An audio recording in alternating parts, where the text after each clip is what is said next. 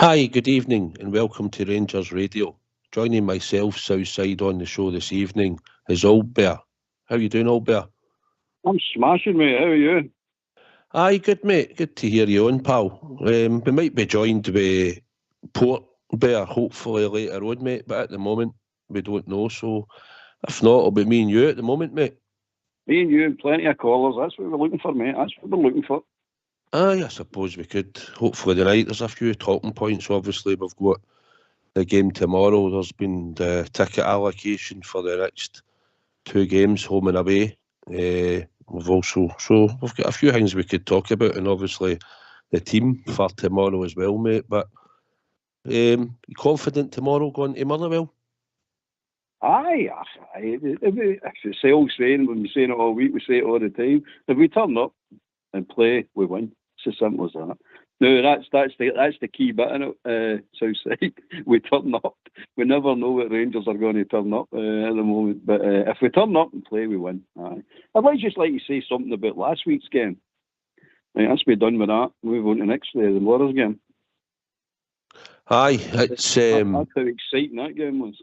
oh, I know. It's the two sides of Rangers.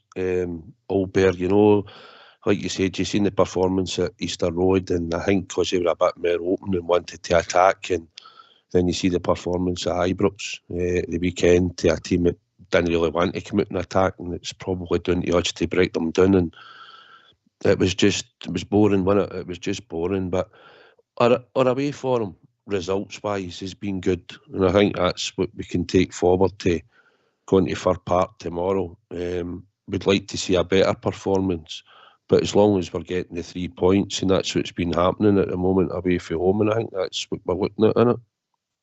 Aye, you see, you'd think the majority of these teams, I'm not saying them all, but the bigger so-called teams in Scotland, have got an obligation to their own fans at home to try and open up and win a game. So that seems to be the case with Hearts and Hibs. No, I mean, they did try to open up and play.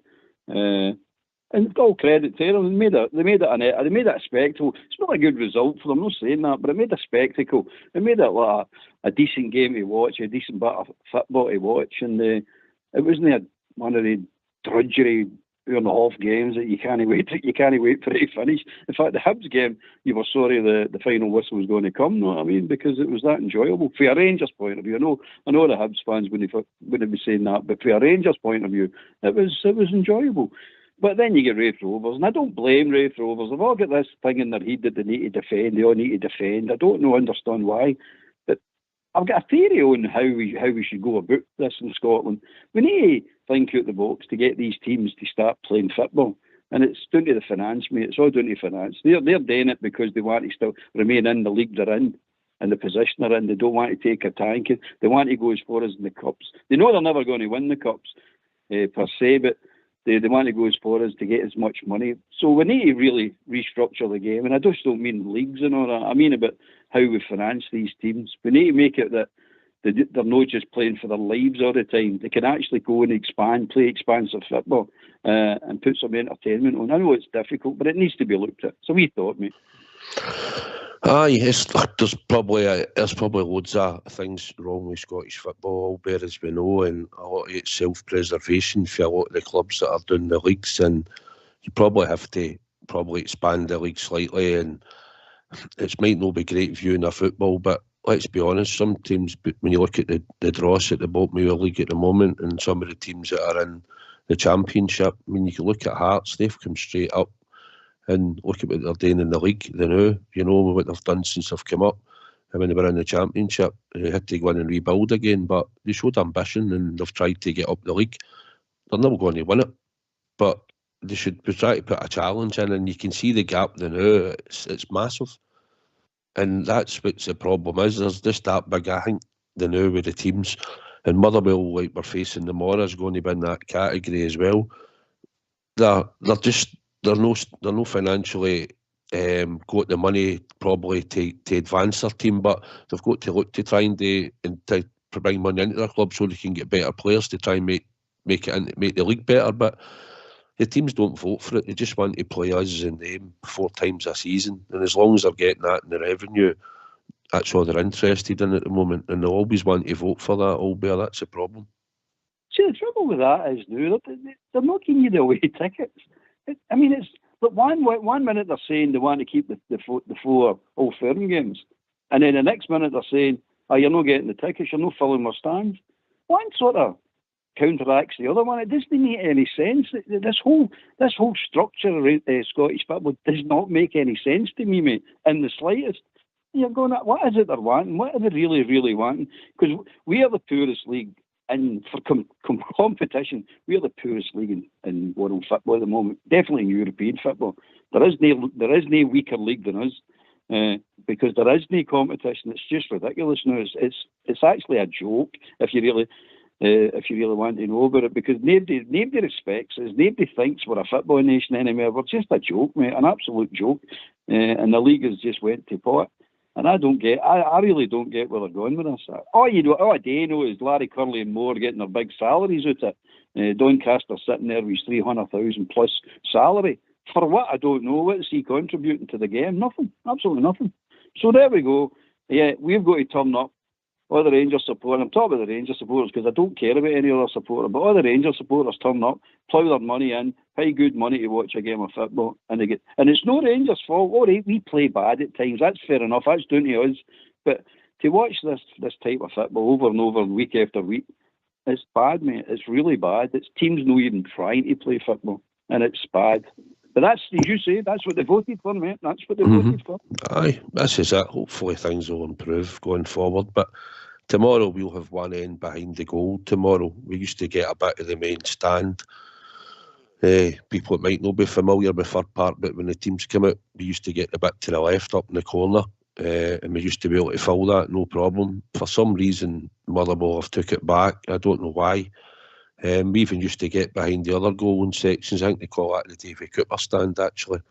But the geese behind the one section of the goal. But I know tomorrow, when the teams kick off tomorrow, when we're standing in Fir Park, I'll look across and I can guarantee you that down one side of the park on the right hand side and also on the left hand side in that main stand in it'll be nowhere near full at all. Yeah, the game's live on telly as well on Sky. Camera angles aren't great, so it'll not really show you that bit of the stadium, really, where the dugouts are. So probably to the people watching, they'll not really notice it, but there'll be loads of space at Fir Park tomorrow, I think, and I've heard something, I think, that there'll be ultra mob or something, or maybe having a boycott.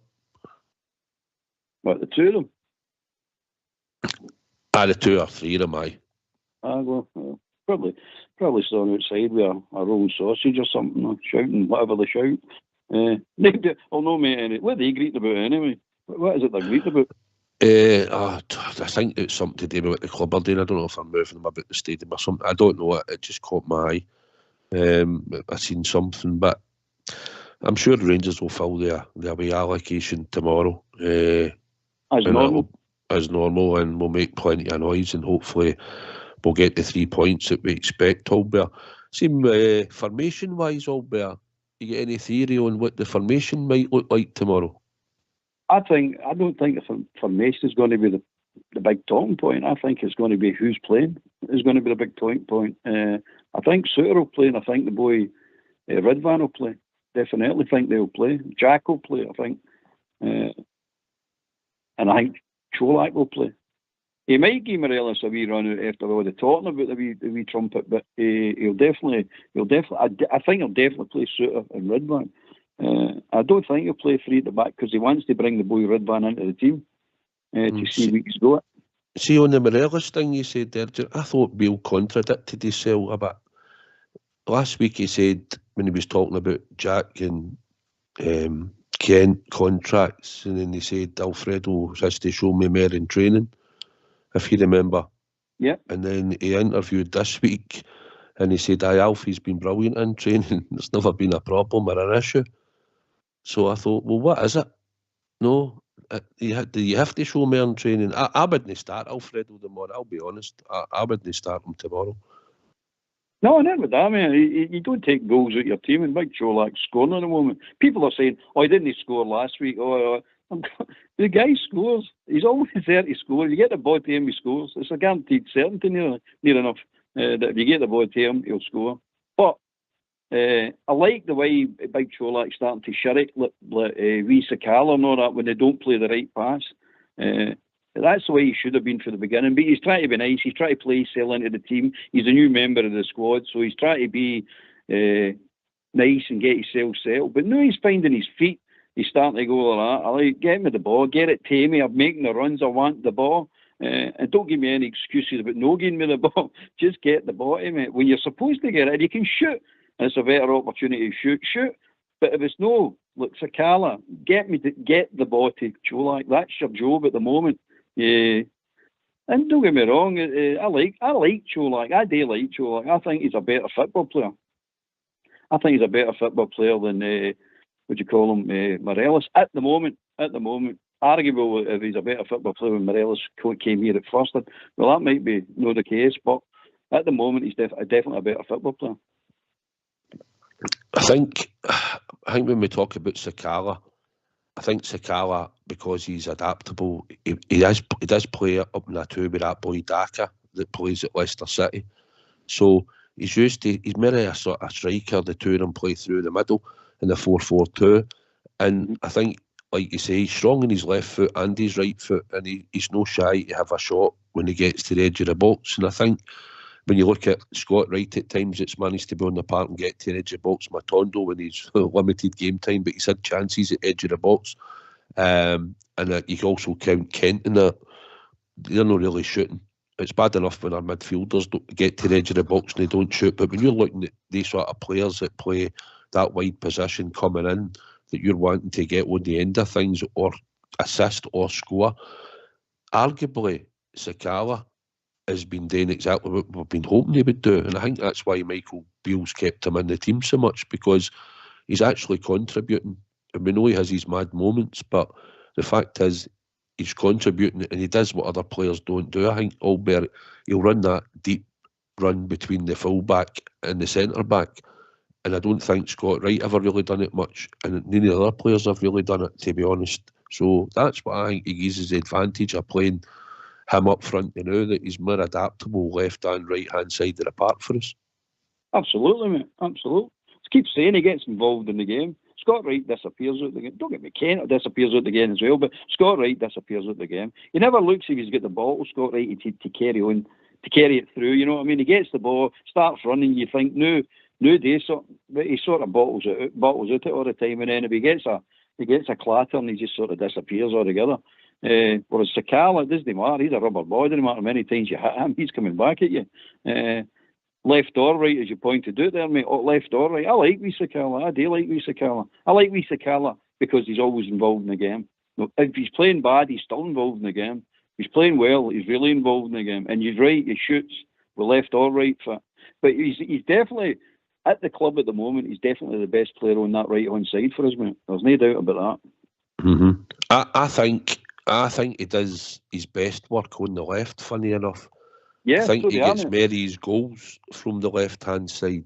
You can think back to Fir Park when he scored his hat-trick, and you can think back to Dundee United recently when he came in for the left and flipped the ball up and volleyed it. And even the goal he scored against them up there and all, he seems to be a wee bit more comfortable coming in for the left, and he seems to have more goal assists for the left than he does the right. But at the moment we've used him predominantly sort of right, and he has terrorised a few defenders in the left back position. As we're talking about Alfredo and we're talking about Cholak, I just think Cholak's a natural finisher and a natural goal scorer. I think Alfie isn't, but Alfie can score has scored his wonder goals.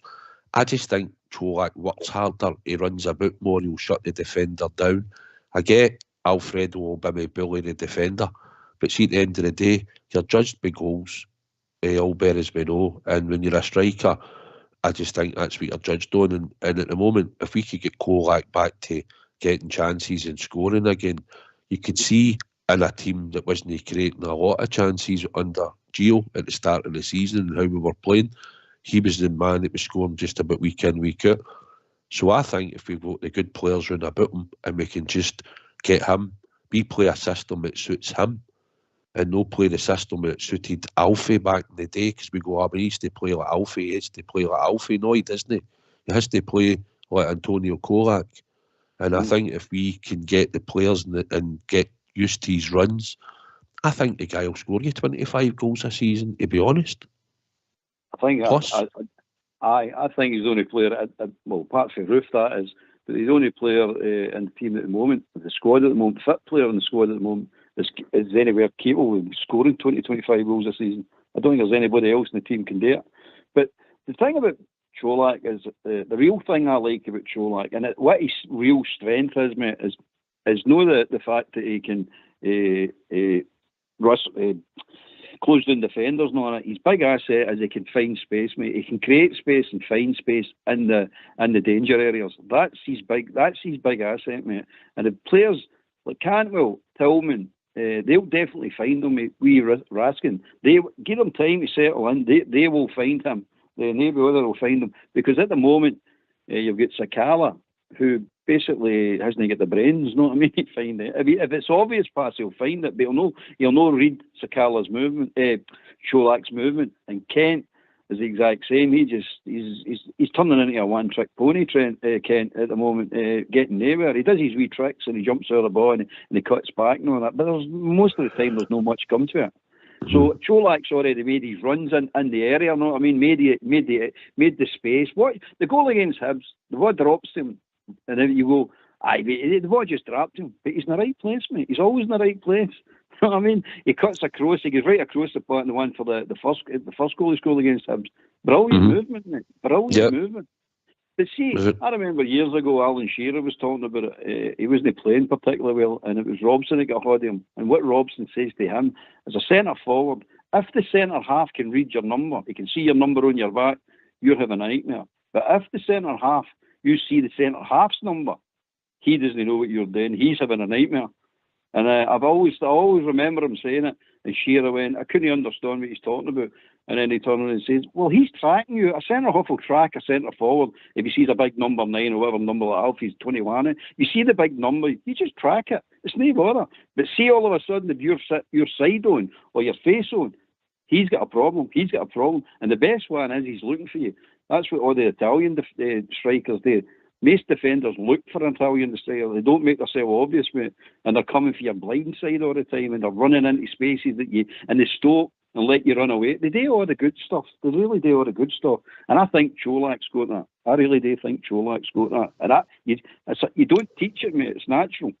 He's certainly got an instinct. What I think we'll do just shortly. I think we'll just take shortly, Albert. I think we might as well open the lines up, since it's just me and you, and we'll hopefully get some bears in and get a wee chat. As I know there's a lot of people out there listening. I think that Rangers Loyalist and Aldo RFC, a few of them are on listening, so if any of them would like to phone up and have a wee chat with us, and we can talk about the famous Glasgow Rangers. We might want to talk about the ticket allocation. I'm sure we've got that. We'll discuss that as well, Albert. And maybe ways to try and generate some more income into the club for the Glasgow Rangers. But we'll get the phone lines open, I think, and we'll get the Bears in. Hopefully we'll get some callers. So let's hear you. Why don't you give us a call on 0141 356 1972. It's your show, it's your platform. Let's hear from you. Aye, but just when we're talking about formations there, Albert, I was thinking more along the lines of, do you see him going to a back three shortly, or at some point trying to experiment? And would you see it being a 3-5-2, or would you see it being a 3-4-3 even? I'll be honest, outside, I don't think there's anything off the table. And there's nothing should be off the table. It should be horses for courses.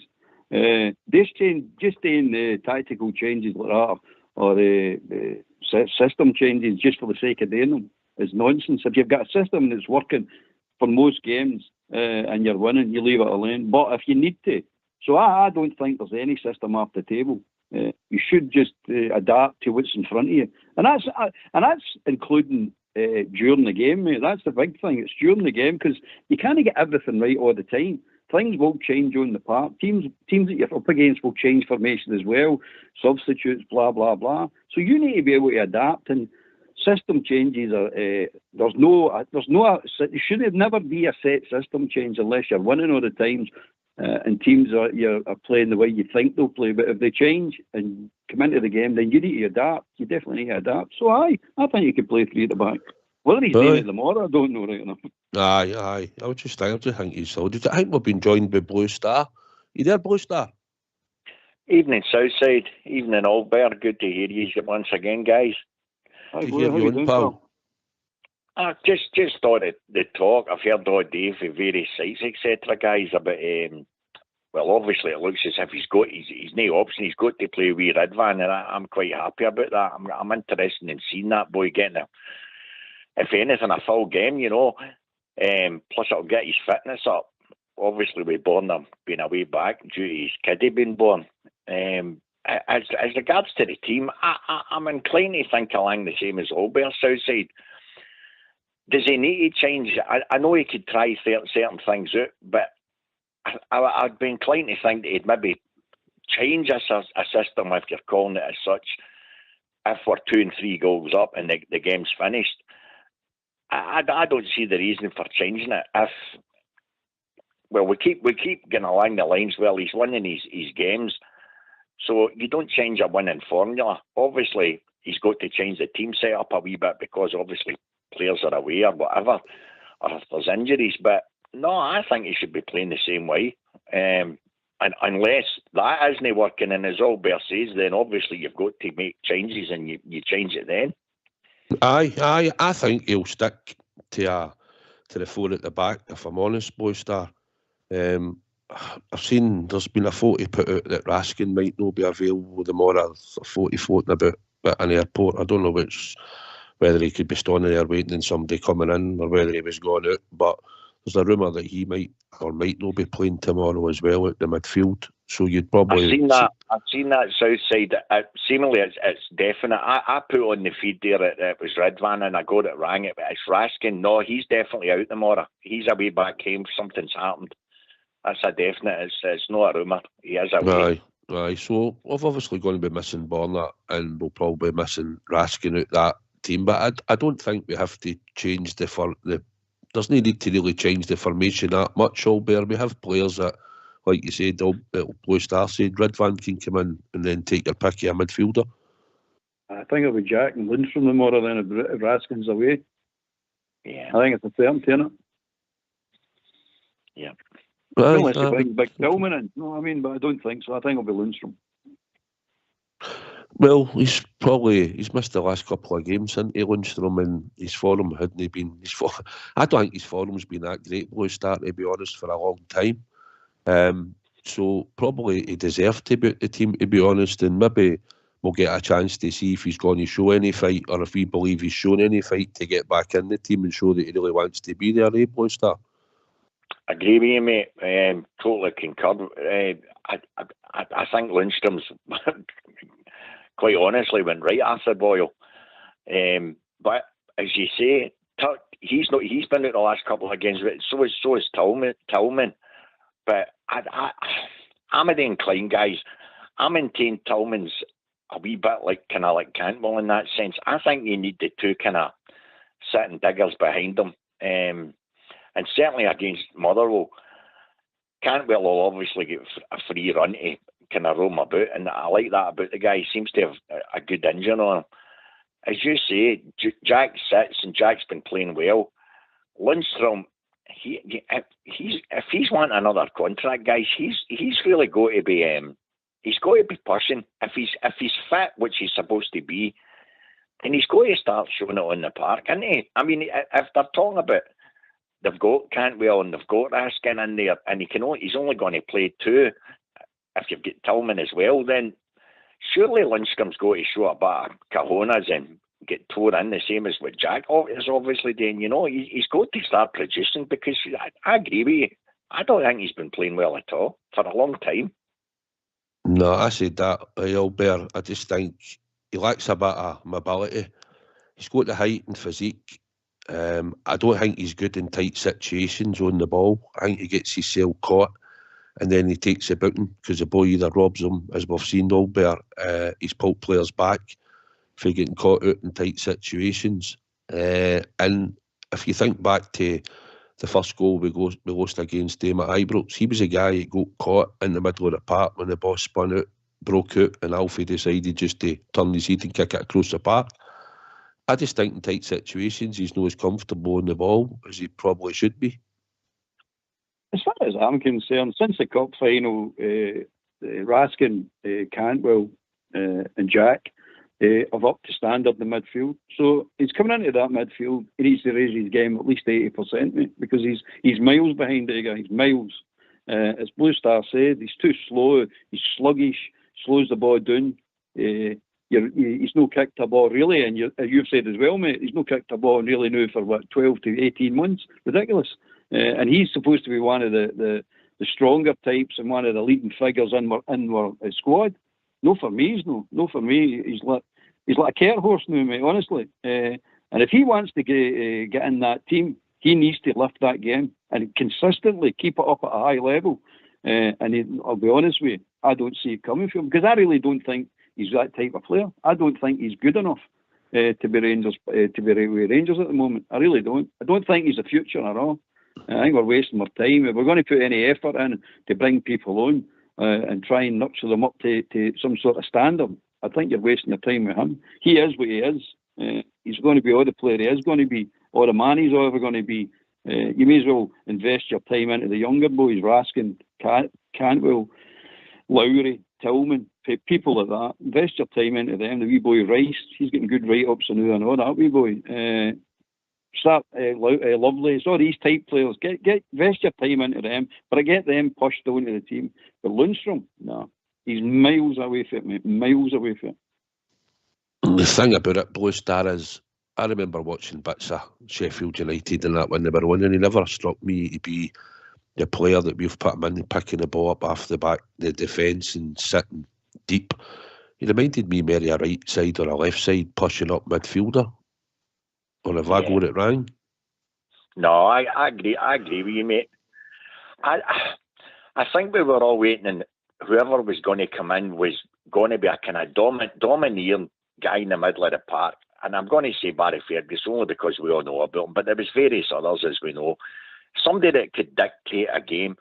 For me, and I will say, for me at the moment, we still don't have that. And I know, listen, I agree with Albert, we all agree. The best three so far has been Cantwell, Raskin and Jack. But for me, guys, even with Raskin, don't get me wrong, I'm not saying he can't be that type of player. I still maintain we need somebody in there that can absolutely dominate the midfield. That when he's on the ball, you know for a fact that ball's going where it's meant to go, type thing. So if you're taking the three, I agree with the two of you. Lundstrom's not the answer. What do you call him? Kamara's certainly not the answer.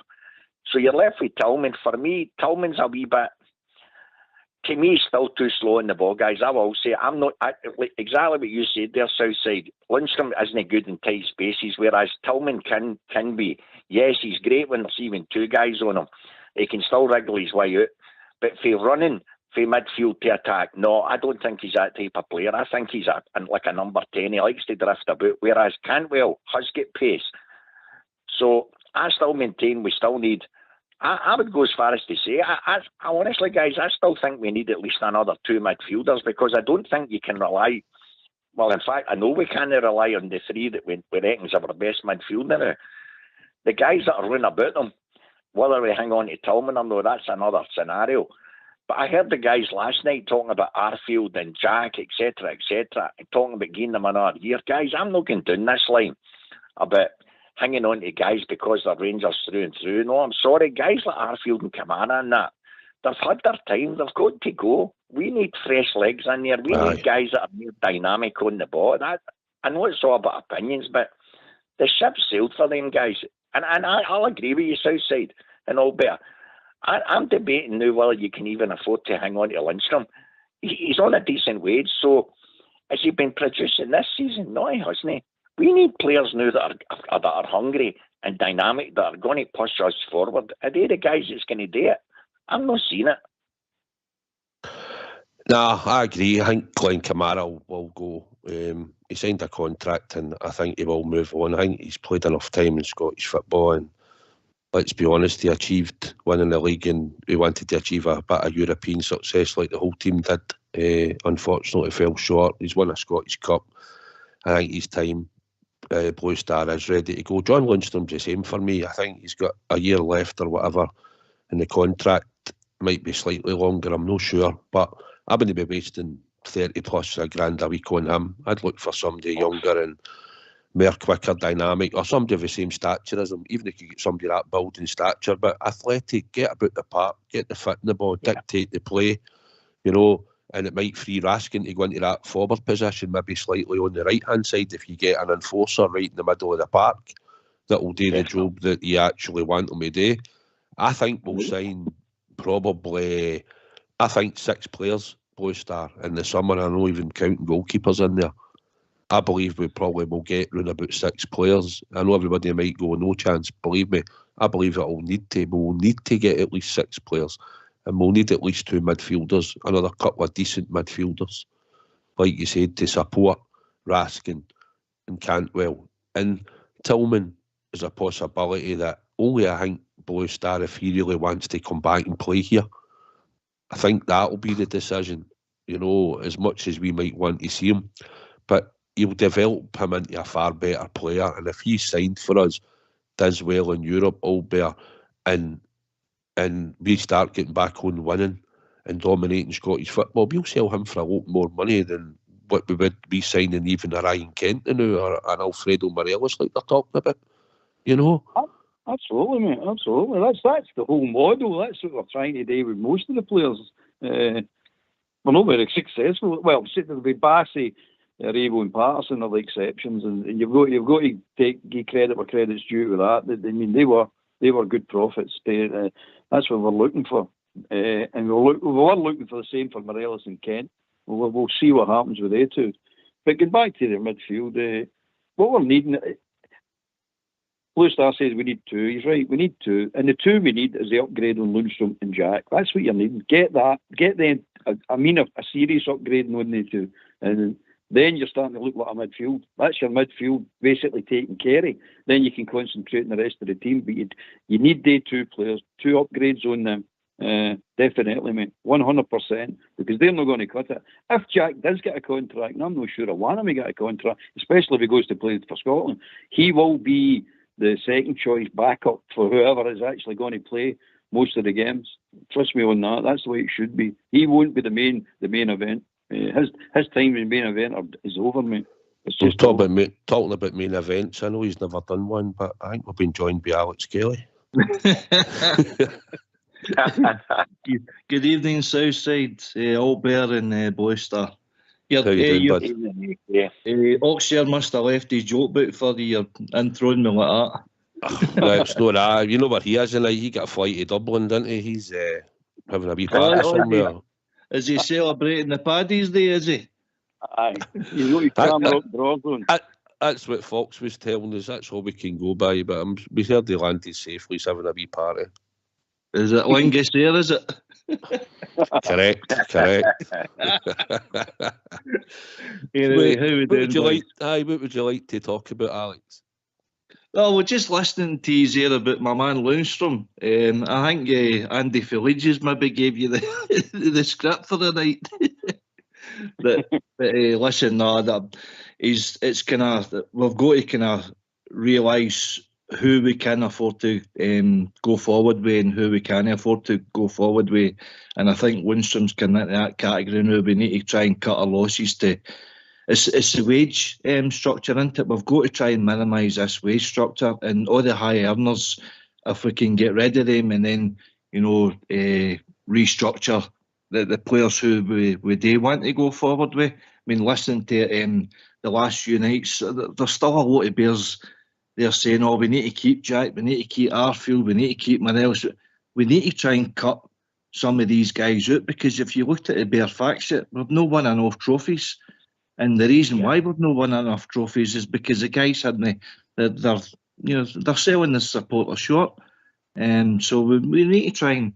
I think Bale was coming out to say that he wants to cut the squad to like 25 players. And I think a couple of weeks ago, Albert had a list, what were we, about 30 odd players, Albert? 31, mate. Yeah, so, yep. And by the way, I agreed with a lot of what you said that night, pal. You were bang on with a lot of them. But the bottom line is, we can't keep carrying on with the players who continually let us down season after season. We've got to try and refresh this squad. And for me, Ross Wilson is culpable. As I've said long before, he didn't sell assets when we should have sold them to try and afford the finance to refresh the squad. And now, because we've let everybody go, and for as long as getting into the final year of the contract, that's gross negligence on his part. We've no cashed in when we should have cashed in, and now all of a sudden we're looking for where are we getting this money to afford all these players. The thing is, it came down to it probably. Did we get a concrete offer at all for Ryan Kent at any time? It was all speculation, wasn't it? Yep. Did we get a concrete bid for Alfie? We did, actually. So it was about, what, 14, 15 million euros, was it? 16.5. Right. See, at that time, that was probably the time to cash. I did think he was worth 20 million at that point, because let's not be kidded, he was banging him in Europe and that. And you're right. And that's where you earn your money. You don't get sell at Rangers for what you do in the Scottish Premier League. You get sell for what you do at Rangers for what you do in Europe.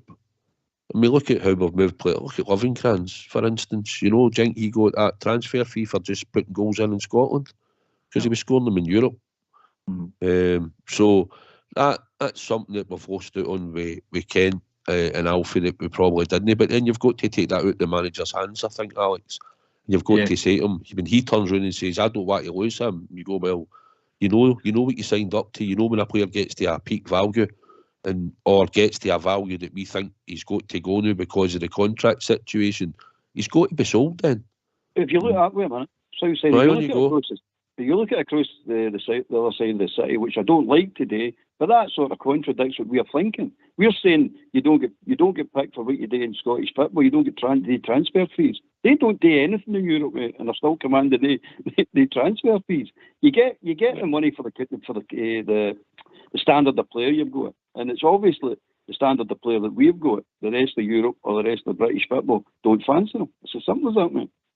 They're not good enough. They're just simply not good enough. And as AK has pointed out many times, we're not winning enough trophies, and that's the proof of the pudding. It comes down below start of the standard of your squad. And when Ryan Kent, for instance, walked in the door and we seen it was like a breath of fresh air, if you probably looked at anybody that was maybe similar at all that we had coming through at any point, would have been Barry Mackay. Would you think that? No. As in getting on the ball, winger, wide player. Aye, to try and take players on as a winger, aye. I don't mean same level of player, I just mean that type of winger that we had. And now we've tried to replace it with like Scott Wright, and we've tried how many times we've tried, but Ryan Kent for me as well, we paid 7 million, he came from the Liverpool Academy. If he's not in the Liverpool Academy, we're probably not paying £7 million for Ryan Kent. 1,000,000%. 1,000,000%. There's nobody on here, and we all have differences of opinion. There is nobody in their right mind can say you've had anything like the money out of Ryan Kent. Now, much as I'll slag wee Alfie for the last couple of seasons, and I disagree with you, Southside, because it is about opinions. When you're saying there because his European record, listen, I don't know any striker, and by the way, I've been looking because I like to hit a fact with a bit of definition. I haven't seen a Rangers striker that's played the amount of games that Alfie's played for so little a comeback, for so little a return in the Scottish game. For him to play the amount of games he has for us, and his best season in the Scottish League to score 17 goals, I defy him to turn in and tell me how they can understand that. And remember, we're just after talking about how poor our league is.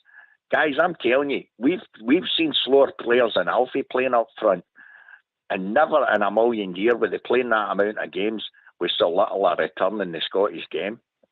His goal scoring record for us is horrific. I'll go as far as to say that it's horrific. Mm-hmm. The games against them, whether you're getting turned down in a lot of them or no, they play 28, 29 games now and score 3 goals. I don't care how bad the Rangers have been. I don't know another striker that's played that amount of games and only scored 3 goals. And even if you're playing, even if you're getting hammered with him, you've got to take all things into account. Southside, for the amount of games he's played in Scotland, for his best season to be 17 goals in the league is absolutely horrific. And to go along that line about, but he muscles defenders about. There's nobody saying he didn't. But you said it at the start of the show, a range of strikers nominated on his goals. His goal scoring record for us has been mince. On the Kent one, I totally agree with you, and I don't think any of us can argue. For £7 million, we've not had anything like our money's worth out of Kent. And if the truth be told, if it wasn't for the fact Lawrence got injured, can any of us honestly say he would have had all these games this season? No, he wouldn't have, because he hasn't produced it. Aye, I'll cut across you. I think we've been joined with my squadron leader, the big Stevie. How you doing, big man? How we doing, lads? All right. It is the Black Sheep squadron leader, yes. I hear you're going undercover tomorrow behind enemy lines. Yes, that's correct. I'll do anything to see my team, but it'll be a case of whatever pub we're in, I'll be stealing the white ball and I'll be putting it in my soak just in case I get attacked. But I'll be there. I'll be in Motherwell end, yes. Now, boys, I'm not going to stay on long because Myra Hinley's looking no bad tonight, so I'm on a promise, so I'm not going to stay long. Now, listen, this is my take. This is my Southside. This is my take. Blue Star, this is how I see it. See McGregor, the whole lot of them, all the old school players that we showed a bit of loyalty towards this year and give them years contracts. Their contracts are all up. It's time to part company. It doesn't matter if they're King, Bully, Lenny Murphy or Rooney or the biggest blue noses under the sun. We need new blood in there. We need new blood. It's time to part company. All these boys that are out of contract now. I heard he's talking about Glenn Kamara. Now, see, after his performance in that League Cup final, he should never pull on a blue jersey again, that boy. We took him to Dundee. And we Rangers owe that boy nothing. By the way, he owes us big time. He's been in a team. Let's be honest. They've all mainly all that team have hit their peak when they go to the Europa League final. And it's no time for sentiment now. It's time to get things done this year for the start of next season. We move on, and that's the bottom line for me. We just need to get rid of them all, free up the wages, and see who our manager wants to bring in. But guys, trust me, there's no time. We can't keep dragging along. It's as if we've got an anchor on us and we keep trying to be good to players and keep things sweet. Now's the time.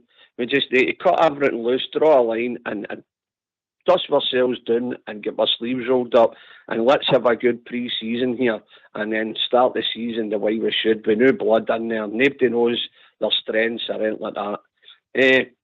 Kent Morelos, I think they're both spent forces now. Maybe it's time we parted company with them, you know. And listen, if we don't get anything for them, we don't get anything. But think of the wages it's freeing up. What are they on, 30 odd grand a week? You know, so listen, we've just got to date, guys. I mean, I'm forever sticking up for wee Alfie, but look, he's no showed the Rangers players, his teammates respect when he gets home and he comes back like a beach whale. He's no showing the fans respect and we've all stuck by the wee guy, you know. So the bottom line for me is you're going to see a new Rangers next season, but Big Stevie for the drum will bring that Rangers in, doing the bounce with all the Union Bells, by the way. And my legs are still, I went down with cramp with chasing the Green Brigade round Hampden, so I was down with cramp. Now listen, I'll say this. If I had one son, I would have another 10, and you could make your minds up about what song that is. I need to go here because Myra Hinley's been to Primark. She's looking no bad, okay? Now, over and out, boys. Right. Let's go, Rangers. See you later, big man. What can you say to that, Alex Kelly? Oh, jeez, oh, man. Oh, he's some boy, isn't he? But no, something that 100% I agree with his sentiment. But see the problem I've got, though, pal, and the rest of the Bears out there, who do you trust in picking our players coming in? Because Ross Wilson's a big part of your issues. I don't trust that guy at all. I know, listen, I think, and this is just my own honest opinion, think it odds. Odds just think it together. Any odds went in there to take on that job. If we'd been there before and we're getting in there to take over Glasgow Rangers, we're not going in there to be a failure. So, Ross, I believe Michael Beale will force the issue if he has to, or he should. He's got to have a bit of balls about him and go, here, if this isn't happening, no, this has to happen. Otherwise, I'm going to become a failure here. Do we actually need a director of football? I don't think we do. Well, there was a wee discussion about that. I think, I'll push it around the panel. I think probably, I believe, I'll just give my opinion, I believe the manager should pick the players that he puts in the first team. I'll go to Albert, and then you can get on each other after that. You come to Blue Star after that. On you go, Albert. The director of football was there for one reason only, my eyes. He's there to keep the continuity throughout the club. That's what he's there for. So there's no big knee-jerk reactions and big spikes and troughs. That's what he's there for.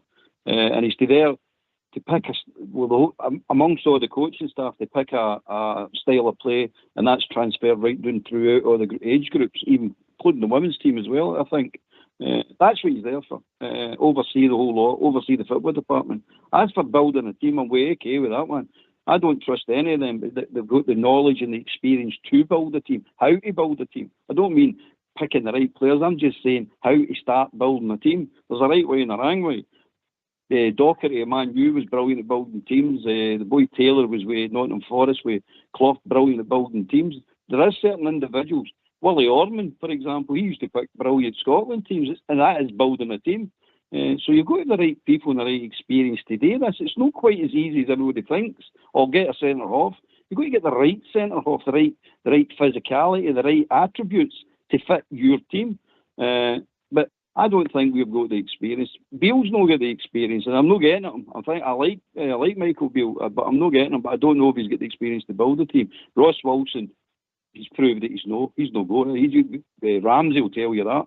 He's just buying players to enhance his reputation. Let's be honest, it's not today with what's good enough for Rangers or good enough for us. Some of these signings he's signing for his reputation. So to that point, aye. We need a director of football to oversee things. We don't need a director of football to build a team. See, okay, I get it. I'll be honest, I think most of these signings, Blue Star, right, I think they never got off running, and it's been pretty poor for the last wee while. I think if you look at it, if Lawrence comes back, you did have to say for the start of next season, because let's not be kidded, next season is where it really begins. That's when it's got to kick off and be winning week in, week out, and that's when they'll be really accountable. He can get away with certain things up to the end of the season. He will be held accountable if he doesn't pick the Scottish Cup up as well, because he's got a chance of winning it in a one-half game. We should be good enough to win it. But going forward, I just think if Lawrence comes back fit and be's a success, Ben Davies turns out a success, Yilmaz turns out a success, Cantwell and Raskin turn out successes, then is he going to, that's maybe 5 players, will he start to look like a failure or a success? Blue Star. I said it on Wednesday night. Beale said 2 pressers ago, I've seen Ross Wilson in the board's list of players, he says, and I've got mines. So there'll need to be a bit of to and fro in there. A decent manager, and I'll not even say a good one because we don't know yet, and that's not taking anything away from him. We honestly don't know yet. A decent manager has to have what he thinks he can afford to bring in, the best to his ability, certainly the best player that he can pick in that position. So I've got no doubt in my mind, he knows who he wants. He'll have a list there. Whether Wilson's had his list or no, there's got to be a bit of to and fro and saying, well, if we can't afford him, but we can get him or him, it'll go like that. Do we need him for the so-called backroom for the academy, etc.? Well, this season, the backroom in the academy has went right downhill big time because none of the teams are winning, not even the women's. So from that point of view, no, there's a lapse there. So going on Big Stevie's reckoning, and it's the same as us all, I think. The close season this time is monumental because this board are on their last legs in the sense that they've already brought in 2 managers, get rid of them. Now we're on a third. So it's make or break time for us guys. Next season is monumental. If we don't hang on to this Scottish Cup, see the pressure on our manager, make no mistake about it. Our fans, Southside, you're at all the games. You know fine well what the feeling is out there. Our fans are at the end of their tethers. So this Scottish Cup becomes monumental. If we don't retain it, the pressure on the manager then goes tenfold. And that's even over and above what he's under the now. And make no mistake, our manager knows he's under severe pressure. Therefore, common sense tells you he's seen Gio getting the boot because of what happened to the team. He was stuck with the guys. So he knows he had to keep bumming them up, certain players, to try and get something out of them. Which he's done, to be fair. Yes, they've not been playing great football, but they've at least been getting results, bar the cup final. So he's got to continue that. But he knows the players he's got to get rid of. And I'm telling you, I think we're on for a shock. So I know you're saying 5 or 6. We know there's 10 out of contract. None of them's getting kept. We know he's got to trim the squad. So he knows it's on his head. And he has to bring in players that he knows are going to be capable of beating that other mob. And that's what it's all down to. And it starts for the end. It starts for the cup final. If he loses that, then the pressure on him is monumental even more. So then in the close season, he's got to get the players in that he needs, that he knows, that he thinks is going to get us forward. And it's no hanging on to the mass majority of the ones that we've got. It's no guys. It doesn't matter whether there's players we all like and we've all got our opinions. Too many of them haven't done it, no even for him. They're not producing, so it's whatever he can bring in. The Ross Wilson carry on. No, guys, I'm holding one. I'm nailed. I've already nailed my colours to the nest. I don't see what he's brought in has been really beneficial to either of our managers, last and the present one. I really don't. I could have picked better players, and I know that's easy to say, but I genuinely know it. I think the lack of pace throughout West Side, and that's even including Kent and them, it's absolutely disturbing. We've got no pace in the middle of the park. Yes, he's brought 2 wee young boys in, and they're showing up the rest of the guys that we've got there, which is an indictment on our club. It is, guys. So it's to do with recruitment. It has to be spot on this time. I think the one thing, Alex, that I think we can guarantee is the squad, whatever it will entail, will start in next season. And I believe, I'm saying 6. I wasn't including goalkeepers, right? It'll possibly be more. Whether you're going for players that it could be a contract or come to the end and he's already spoke to them and he's keen because he's already said he's got his eye on a striker. Yeah. You know, and I believe we need to get another 2 good, decent, solid midfielders. And we'll have to recruit another left-sided defender. Aye, was that you, Albert? Can I come in there, please? Aye, on you go. Right, listen to this. AK, you said that you listened to this list that I'd done the last time. I'm not going to read all the list out again. But I reckon there's 6 players we need to sell. Forget about the free the ones that are out of contract. To my mind, they're gone. They should be going, right? So that reduces the current squad down to 23 players, right? Now, out of the 23 players, there's 14. My mind is you need to sell 6 of these 14 players to generate money, enough money, plus the transfer budget they're going to get the players in that we want, of the quality we want, right? And then you get the build the team situation to come for that. And it's like, I'm not going to do, but I think we'll get 14 players. And I'm not particularly caring which 6 you pick out of these 14. Pick any 6 of the 14 to generate cash, by the way. And the 14 are McCory, Tavernier, Golson, Barisic, Shooter, Kamara, Lundstrom, Hadji, Sakala, Cholak, Roof, Wright, and Matondo. You need to sell 6 of these players, guys. And I don't care which 6 it is, but 6 need to go to get the players in that we want. Aye, aye. Listen, I'll find something in the new just before the break and I'll come to Alex Kelly first, right? I look at Leon King, right? Now that young boy has got flung in at centre back. I appreciate that Rangers play him at centre back in the B team, right? I'll tell you right now, that boy will never make it at Glasgow Rangers Football Club as a centre back. The boy would have a chance if you stuck him into the midfield area. Whether you stuck him in just as a holding in the middle, where the young boy, and develop him and show him, because the boy is a midfield player. I know that boy played midfield. I'm not going into him, I know, but I know the boy was the boy will play midfield all day long, and that boy will only get a chance, I believe, at Glasgow Rangers, and try and make him good enough in the midfield. Similar to blue star like Bob Malcolm used to do, you know, you get put in the middle of the park in there. The boy can strike a ball, he can pass a ball, he's athletic, he's all heart, and he's young. and the boy is a midfield player. I don't know what you think of that, but I believe that boy could be developed into a right good player, but he has to go into the middle of the park at some point. And whether Michael Beale sees that or no, I'll come at you, Alex. I don't know whether you see that, but I know for a fact the boy is a midfield player. Well, if you're saying there that that's his natural position, then he's going to be more comfortable at it, and it's a wee bit of the James Sands scenario. He was used as a utility player because we were short in the numbers of defence, so we had to go on with it. And Gio obviously had to, play him in there because we were short of defenders.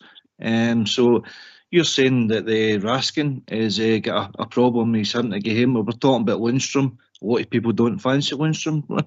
Why not throw the boy in along with Jack in and see how he goes? There might be an opportunity there for the end of the season to then show his potential to Michael Beale and to keep him, or else the other way, if he doesn't fancy him, well, at least he knows for sure then, and he possibly doesn't have a future. There's no point in holding on to young guys like McCrory and that and wasting his time kicking his heels on the bench if he's not got a future. That's possible at Rangby. A lot of young lads at our club, they're not getting the opportunity there, but they should be given the opportunity because, let's be honest, this squad of players, even though they bum them up for numbers and all that, Scottish football's rotten now. It's possibly one of the weakest stages it's ever been at in the last 4 or 5 decades, because this is unprecedented, the dominance that Celtic's doing. A quadruple treble, could be 5 trebles 7 years. That's never been known in the history of Scottish football. But the rest of Scottish football behind us is absolutely dire. So that's a fact. You can't argue with that. But obviously we're falling behind on that number because we're not happy being number 2 in Scotland, and there we should be. But we should be striving to improve our team. And as I say, if we're not developing our youngsters, I think the question got asked them a few weeks ago with Alex Favisho, what's the point of having a B team if we're not willing to, show that pathway to the first team if we don't consider themselves good enough? Yep, 100%. Well, we've just came at that time for the tune, guys, but if you like to go into break, we can maybe pick this up in the second half, or we can maybe talk about the ticket allocation and stuff. So if you'd like to get yourselves on mute, we'll have a tune.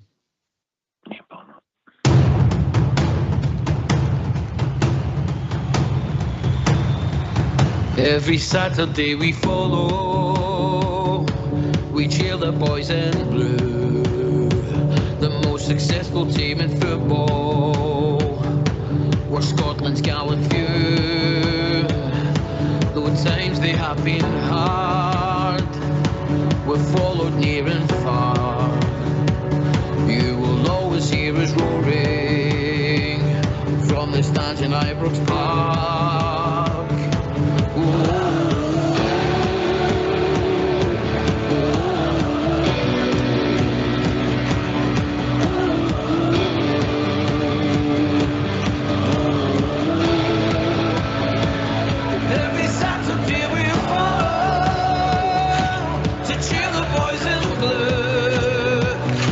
Successful team in football, well, Scotland's gallant few.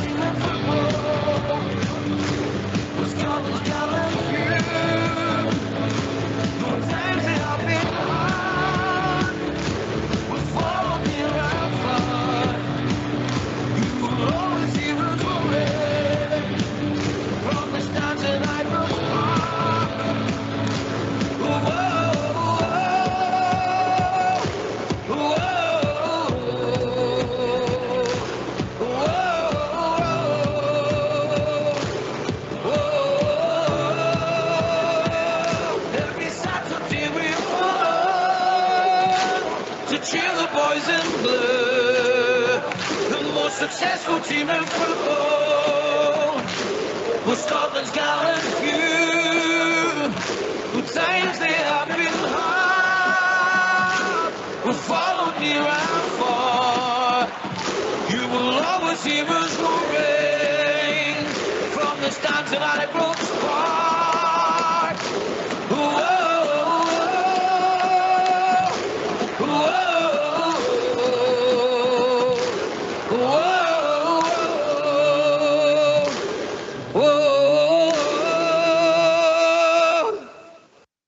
Why don't you give us a call on 0141 356 1972.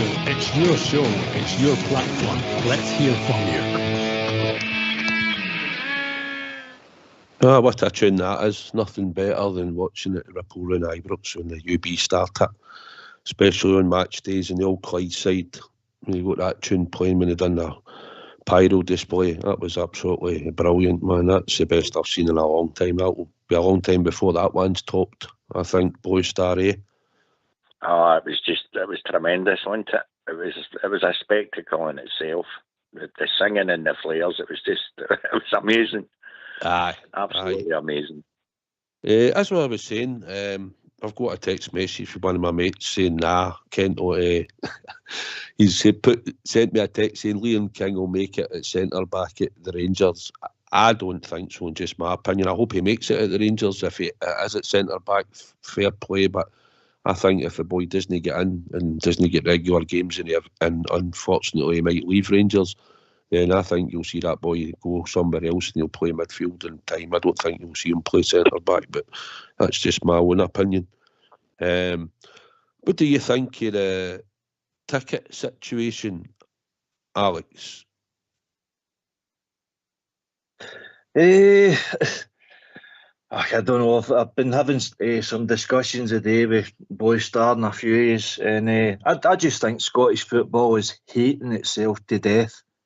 You know, there's a lot of reasons why people have got their own reasons why they're for and against it. But see, at the end of the day, it takes away from the spectacle of the game. The only way you're getting 50-50 split now is at Hampden. TV companies, you know, what makes that game is not the two teams on the park, it's the supporters in the stand. And if you're allocating, you know, I mean, people can say it's pettiness and what have you. COVID kind of drove the situation because we'd lost a lot of money financially. I think the club had made the decision to give more supporters the Broomloan Stand this season tickets, which included that game, which is fine. But it then created this situation. You could also say that Celtic started the situation because, you know, Southside used to be directly behind the goals and then they shoved us round to the corner. So you take away for the, you know, where players are running out of tunnel, they can't even see us. It's just got to a situation now where it's getting a wee bit silly and out of hand. If you want that spectacle to continue and be, you know, appealing to that worldwide audience, I think having that, you know, 10,000, whatever it is, between the two stadiums, I think it's got to be there. But I can understand a lot of the point of view that, no, you don't want them in our stadium anymore, because it's become really toxic, and the damage that's getting done to both stadiums through both sets of supporters is probably getting to the stage where they can't be bothered, you know, to keep going through it all the same. So I'm kind of in the middle there. Obviously, I don't attend the away game or that anyway, so it's easy for me to say, no, keep them out of Ibrox, but I know the likes of yourself loves going to every game, you know, so it takes away for you actually going there. I appreciate it. It's hard probably when people go week in, week out, to people that travel the away support. They all want to go there. Well, we do. I've not missed one, and there's nothing better than sticking it right up there once you've won. And it is the spectacle of the game. I grew up with it. You know, it was packed both ends, and you heard the singing. And to be honest, the singing doesn't bother me. It's the atmosphere of the game, and the players get riled up, and tackles should be flying in. We should be wanting to beat them. And it was hard to walk out of Hampden and listen to them singing. But you know what? We should have won the game, and we wouldn't have had to listen to it. That's the way I see it. It's just part and parcel, and it's part of the game for me. But Albert might have a different take on it, I think. Albert, what do you think? Do you think we should just keep it locked out now? Right, before I get into this and start a rammy, can I do a wee favour? Can I do a wee call out to old John, the East Kilbride? He's a gas fitter. He was in my house today fitting a gas fire. I said I'd give him a wee call out. He's got a question for Bridgeman about comebacks. He remembers a game against Queen's Park when Rangers were 4-1 down after half an hour, and Queen's Park had missed a penalty, and Rangers come back to win 6-4. Now he's a big Bridgeman fan, so that's the Bridge, if you can call him out, Bridge, the next time you come on. Aye, right, back to the crowd. I don't want them in because I just don't like them. That's the end to my story, you know what I mean? I just can't stand them. I would rather have one Rangers fan sitting there in that whole stand than 7,000 of them. That's the way I feel about them. And Alex is right, we're hating myself to death. I'm part of that. No, fair enough. You've entitled to your opinion, mate. Blue Star, how do you see it? Well, I'll use 9 in a row, for example. On 9 in a row, I was in that east enclosure, so I was near the Broomley. You're singing in there, Stonning, you're singing like Linties, and you're calling them for everything, they're calling us for everything. As soon as my team came out onto the park, they looked to the left or they looked to the right. You've got my support's got 3 sides of the gun, and they've got one full end. When I was going to their midden, to a certain extent, they had us behind the goals. We never had a full top and bottom tier. They then decided to move the goalposts when they renovated their ground, and they stuck us to, it's not even a corner, it's by the actual corner. Our team comes out that tunnel at Parkhead, and they don't even see us. Incidentally, guys, they showed you a wee clip the night. I think it was BBC Scotland, and they were talking about it.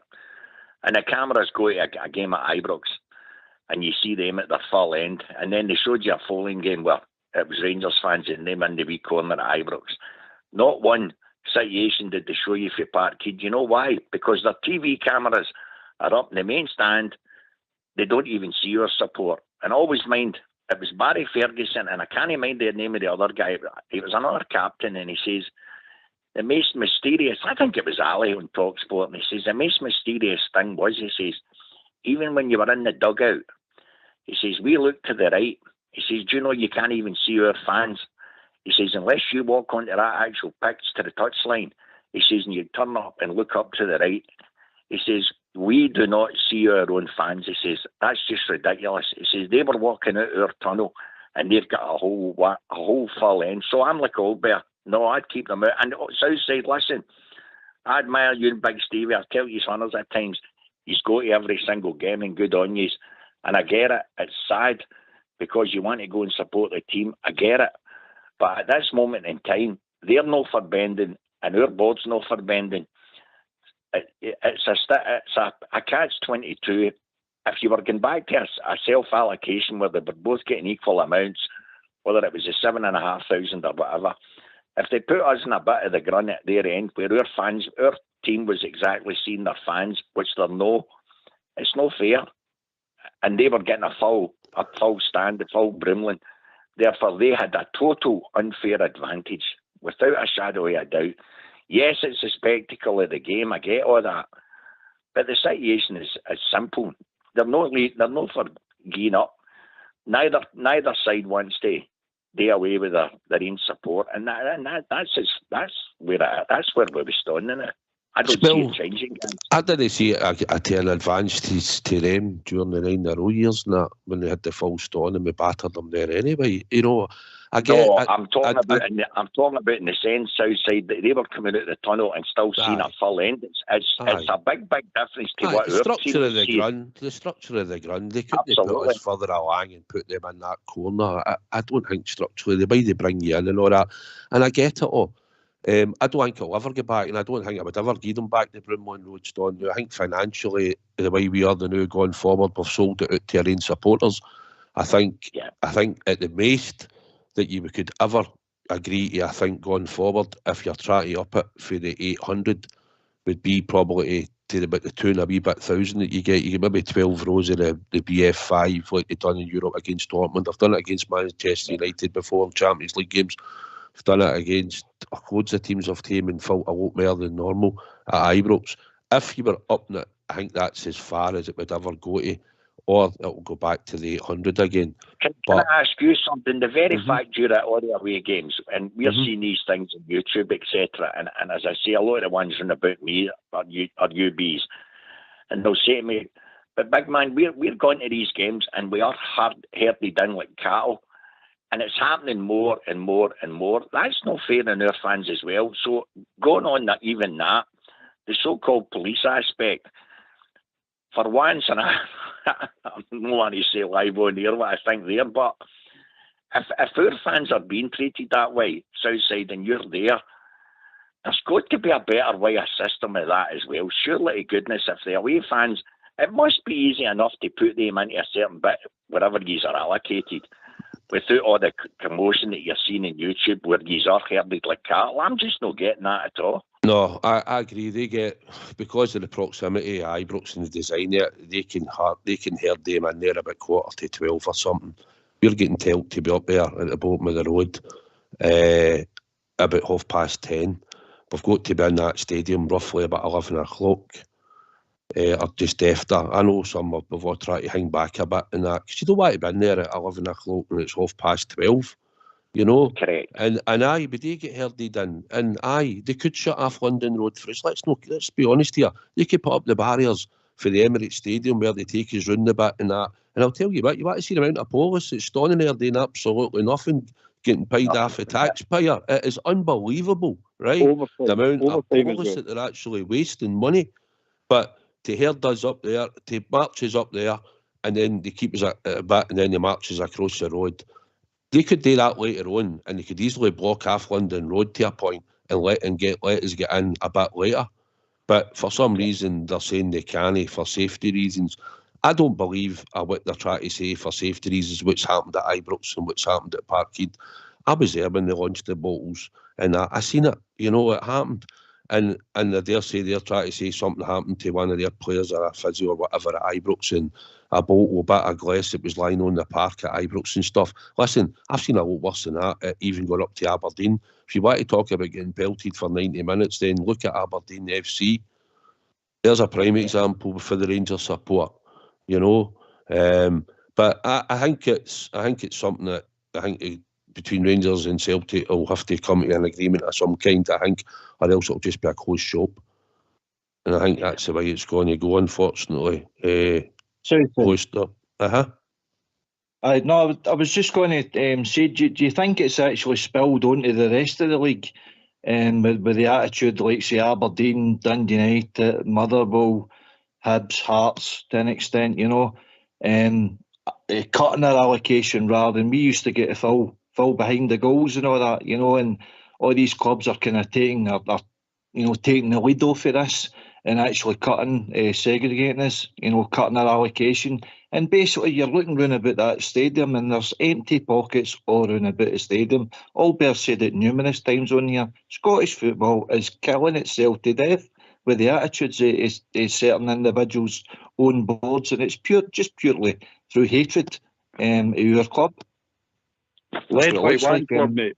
Led by one club. I think we've been joined by the guy with the blue hat, as I remind him the last time I seen him. Andy. Good evening, chaps. Great discussion tonight. By the way, Chins, see if Jack's going. I hope he's taking that Scouse guy in the same car. He's flying the plane. I think I know before you speak, Andy, what your decision's going to be. Oh, are we talking about the Old Firm games and the crowds here? Yeah. Yeah, look, I think it dilutes from the game. It's taking a lot of passion out of it. The only time you're going to get that now is when we meet in the cup games. I worry about this team going there now, the fact that I know it's not a lot of fans and we're out their way. But, you know, these guys, they're not very brave against them. Going to that place full of them, and we're asking them to go out and put a performance.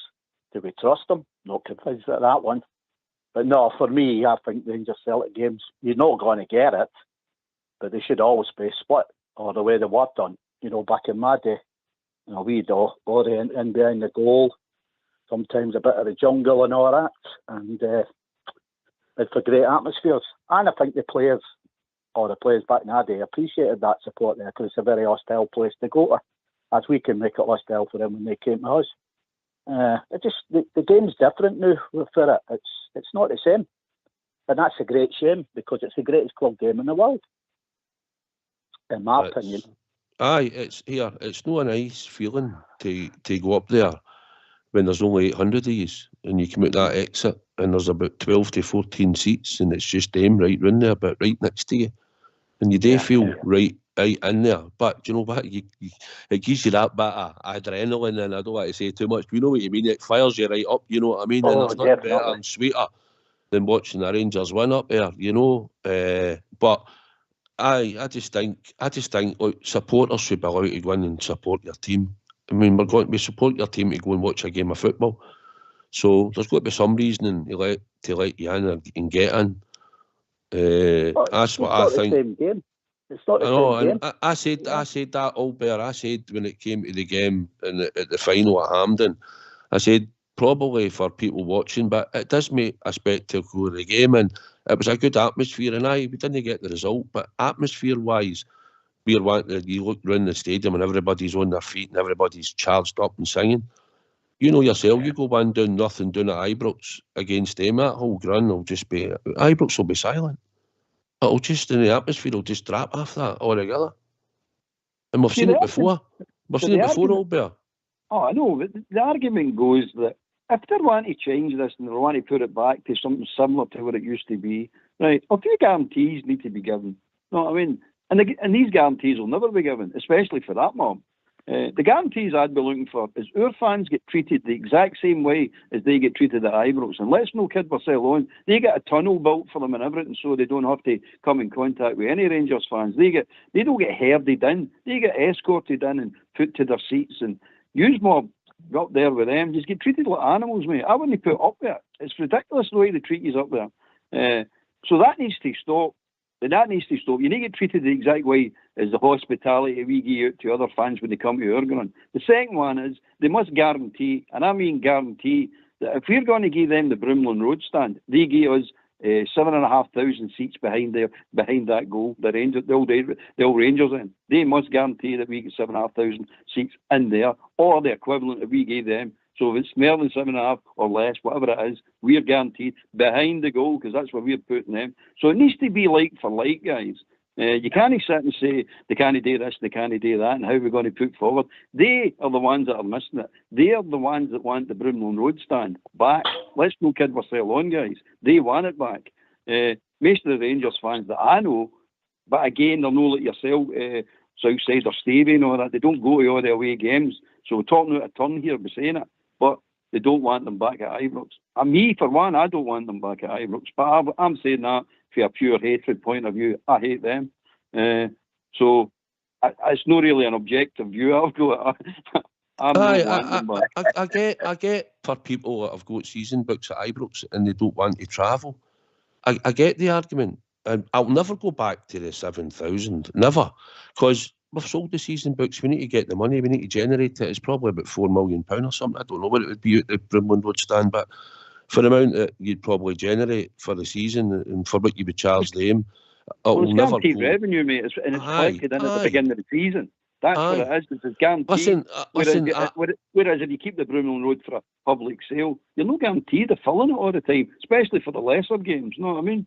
But if you're getting a season ticket like the rest of the game, that's guaranteed revenue. You can work after that. You can plan after that. You can't plan after how many's going to turn up this week. We're not quite sure. Sort of situation. The club's too big for that. So you've got, as you're rightly saying, you're taking that into consideration. So there's a lot to take into consideration before we all start greeting and moaning about they do this and we do that. It's all about money, mate. It's just about money, and that's what it's going to be. Well, you're talking and then you get these stupid police coming out talking about safety and all that. Safety, man. Good grief. They don't even give you direction, they clowns. No, I mean, they let you walk into a fight. It's nonsense, but since you were talking about money, it's time maybe we might get some money this weekend. So I think it's time for the Super Six. Oh, here we go.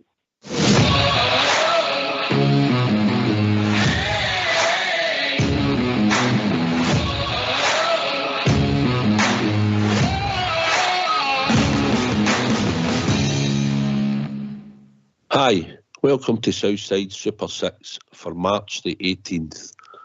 My first selection this weekend is Middlesbrough to beat Preston. My second selection is Derby County to beat Fleetwood. My third selection is Ipswich to beat Shrewsbury. My fourth selection is Millwall to beat Huddersfield. The fifth selection is Leyton Orient to beat Colchester. And the sixth selection to make up the Aki is Plymouth to beat Forest Green. If you take all six, it pays round about 9 to 1.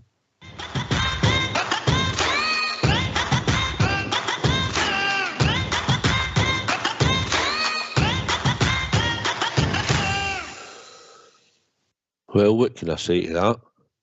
I've just phoned the bank there, and the bank manager went, a certainty. He's giving me a mortgage on that. There you go. I think it's better than one. I think it's better than what I heard for Alex Kelly today. Anyway, it's a better price. I think. Your Super Six is just like that horse that fell at the third. I never seen it. I'll tell you something else I was thinking about. See, we're talking about money and stuff, right? We're talking about we need to generate some money. It's something that I never really wanted to do ever, but I've had a think about it, and I'll come to Blue Star first. Would you consider, if we got decent money, renaming the stadium for 2 or 3 seasons if it generated money to put into the first team? Decent money, Blue Star. Anything, and I mean anything, and it'll not sit well with a lot of support. We know that. Anything that brings in decent money, if it's going to the playing staff on the pitch, Southside, is a gimme, an absolute gimme, because we all know that it takes millions upon millions to run the whole club as a setup. Where we're finding it tough now, like, we only need to go back to last season with the European money. All that money doesn't go to the playing staff, and that's where we're suffering, and we know the reasons for that. So we need general income, proper income to put players on that park. So anything, if it means some guy coming in and putting so much on for Crimson Tires or whatever it would be, if it's for a number of seasons and it's bringing in general decent income for playing players, there's nothing to think about. It should be done. What do you think, Albert? I think I've just upset RFC 56, but what do you think, Albert? Anything's possible, mate. You can't discount anything. Know the way the financial situation is and the climate we're in, and plus where we play football. You can't write half. Do you like it? No, particularly. Would I accept it? Absolutely. Would you accept the money? Absolutely. Would it help? Of course it would. So you can't write anything off, mate. It's got to be considered. And if you want ideas about how to get revenue into your club, just take a trip down to the Tottenham Stadium and you'll get all the ideas you want, mate, down there. Nothing. Don't put anything off the table. Everything's possible, mate.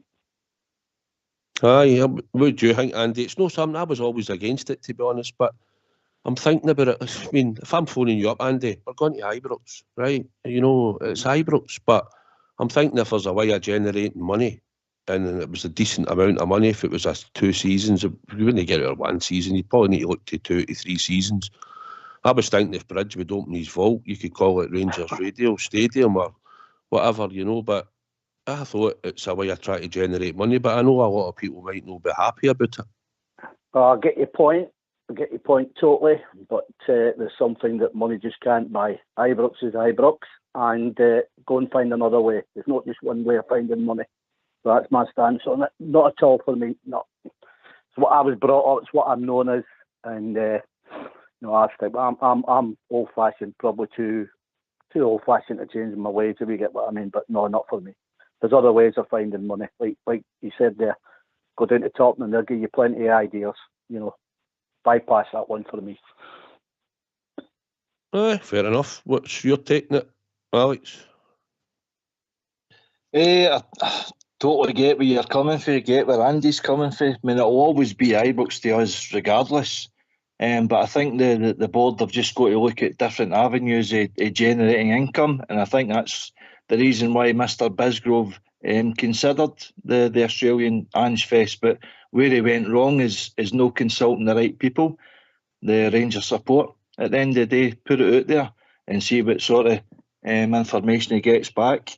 As you say, that if it's generating an income there, I mean, let's be honest, Scottish football, you're winning the Premier League. I think you're getting about 3.5 million. You win the 2 cups with it. I think you're lucky to get $1 million out of each. So you're looking to hopefully compete in Europe with just over 5 million, 6 million, something like that. It's no chance. So if you want to make any inroad into getting further in there, then I think it's unfortunately something that's got to be considered. But as I say, go to the Rangers support. Don't just make that decision off your own back. And if you get good feedback on it, then fine. That's where Mr. Bisgrove and the board went wrong. They didn't consult the Rangers support, and that's the reason why we're all up my arms about it. I think you should have said you need to start with my Jers first, right? Get it right first. You need to come to us, my Jers fans first, right? Alec, what's required is a steering group. That's what's required. Bisgrove needs to set up a steering group, and part of that steering group is Club 1872, people like that, to keep them right. But like say the mirror to commemorate the Liverpool game would have never even been a starter with the steering group. The Sydney carry on wouldn't even been a starter. But there's other ideas. The steering group can come up with ideas as well as keeping you right with the ideas you're going to try yourself. Like naming Ibrox, the steering group will keep you right, but there's nothing like that. There's no sort of interaction with the fans. It's just that all of a sudden you get told, the commercial department's come up with this, or somebody's come up with that. Never got a name to it, right enough. But nah, to me it's a steering group, and you need to start having that interaction with the fans properly. Give them their say. Absolutely. Let them know what you're wanting, what you're thinking. Know what I mean? Also, if you do that, you'll generate a lot more sales on whatever you're trying to get them to buy. You know what I mean? I mean, some of the strips as well. They should. I don't understand why the supporters don't get a say in all this. I really don't. They're the ones that are putting their money, their hand in their pockets all the time. So they should have a big say in what's happening at the club. Yeah. I think it would cause a bit of a split with the support. It's certainly done it now. We've got a couple of texts in, but at the end of the day, if the fans consulted it and it was done through the season ticket holders and everything else that they would ask, I'm just saying it's an option. Would it be an option? I know it would probably cause a bit of a rift, but at the end of the day, we've got to generate money, and if we're at the ceiling, we're at. And there's a way forward. If somebody wants to come, some high-tech company or whatever comes and says, there's £20 million for 3 seasons, can we call it whatever? And as long as it's not an outrageous, and then you get, for 3 seasons, you get £20 million. I don't know. You still want to say you'll knock it back just because it's high, is it? For example, we don't want that nonsense. No, but that's what I'm saying. It depends who comes forward, what companies might come forward, and then you could look at it as a board and then put it to the support. It would just be aye, Boystar. See whenever Souness came in, and I know he had basically an open checkbook, but if you take the years that we won and we were successful, we'll call it 9 in a row, right? Over that period of time, I don't know what the overall figure was, but they reckoned it was anywhere between 50 and 70 million, say, right? But you must remember that was over a period of 10 years, and we know that the English couldn't play in Europe, so you were able to bring in, obviously, a lot of goodgeons. My argument to this has always been the same. That charlatan that had our merchandise, the guy was a billionaire, and he done the same at Newcastle, which still defies logic. I don't understand the guy.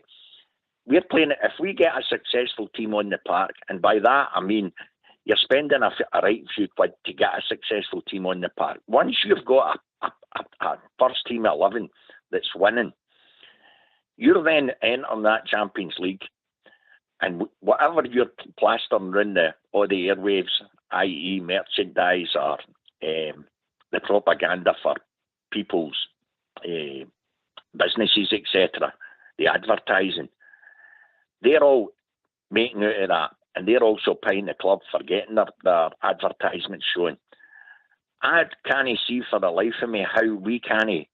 And I've all mentioned Bisgrove for all the plaudits that certain guys give him. The bottom line is, first and foremost, it's all right opening up Edmondson House, etc., the Blue Sky Lounges, whatever. You've got to have a successful team on that park, and all the rest takes care of itself. And I know that's easy to say, but it's fact. If you've got a winning team on the park, all your advertising and everything all increases in revenue, and that's what brings you in even more money. So on that basis, do you honestly think, I'm asking you all, do you honestly think we're spending anywhere near enough when it comes to inward playing side? Because I certainly don't. I really don't. And I'm not saying we've got to go and spend 25 million every season. I don't mean that.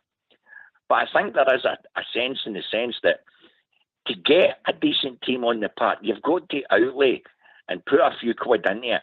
Then, as the seasons follow, you might only have to bring in 2, maybe 3 to bolster that team.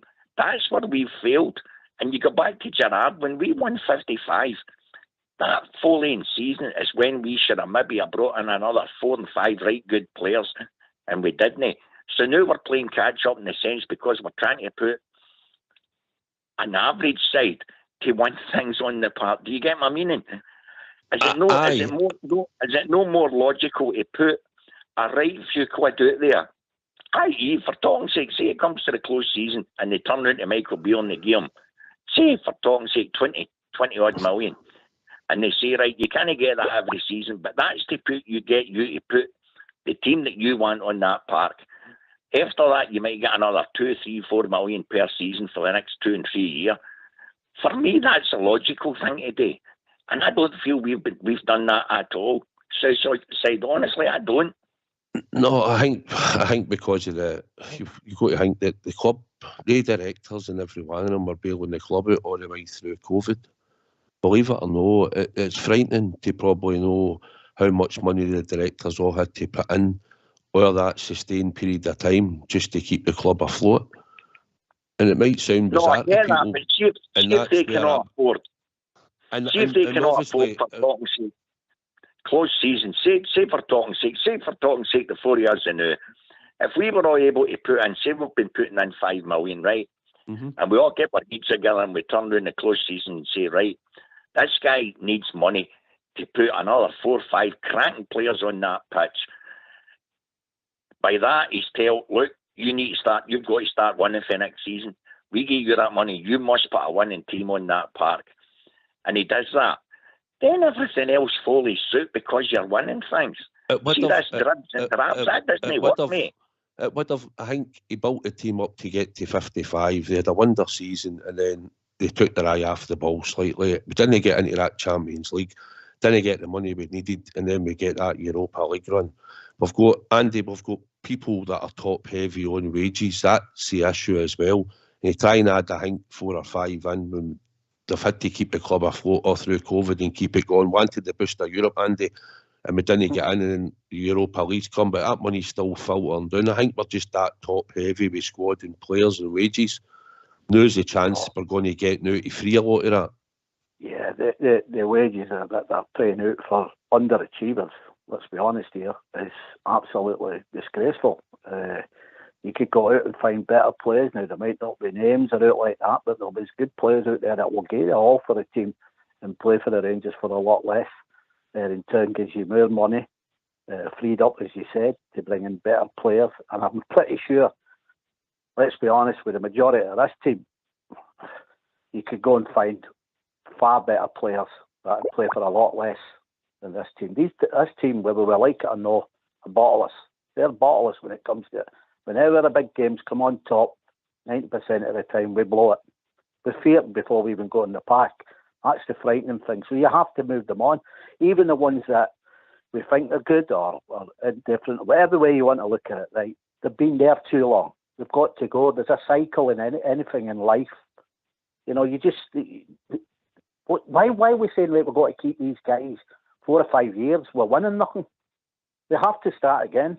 go again, go with a new team, fresh team, guys that want to come in, want to be hungry, take them round that trophy room, let them know what it is they play for, get it in their head, and say, look, go and chase some of the past heroes, go and chase some of this. And then in turn, they will, if they come out good, they'll get their moves. They want the bigger clubs. Rangers will benefit by bringing in money. I mean, we've let Patterson go, right? Even guys that were looking at Patterson, Bassey broke in. Patterson, I thought, was unfairly treated right enough. And he should have had more games coming in than what he did. If Tavernier kept him out, there's a lot of games that he should have been in for him, and we should have found him. We're not even getting a chance. If anybody like the young boy you're on about there, I know, we talk about big clubs sniffing round him. These guys, right, are not even getting a chance to play for Rangers 2 and 3 years, become stars at Rangers, and then move on. We get that, what's going to happen. That's the model these days. I understand all that. But we don't even get to see whether they can thrive or become good at Rangers, because anybody sniffs in, they sell them. I was mumbling my gums. Me and Big Al said at the time, right at the beginning, I said, we're going to sell this boy Patterson. Oh, no, they get ticket. Guys have said, no, give him time, they'll grow. We kept saying, no, they're going to sell him. That's a crying shame that we sold Patterson. Why haven't you just turned out to be the captain of Rangers? He might have, Andy, but I think he had a bit of desire as well, probably to go down.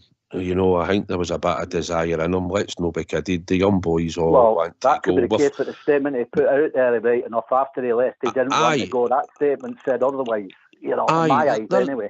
There's a bit you'd probably like to believe that he is a young boy, he's a Rangers fan, but he's probably sitting looking at it as well, thinking forward, Albert, and looking, I'm going to displace the captain here. And while you're talking about that, Andy, and I'll go into Albert and then we'll go to Alex, you're saying about signing guys and failures and guys that have just stale now. Well, we've just gave Tav a 2-year extension, we gave Connor Golson a 4-year deal. Well, what does that say about... Well, listen, my boss or anybody's boss wouldn't do that. They would notice that probably that they're not doing the job, something's happening with them. Because I don't care what anybody says. Andy, wait a minute. You've got to understand that this is all consequences for Gerrard's time. This consequence came when he didn't want to let any player go after 155. He wanted that. So that's what he wanted.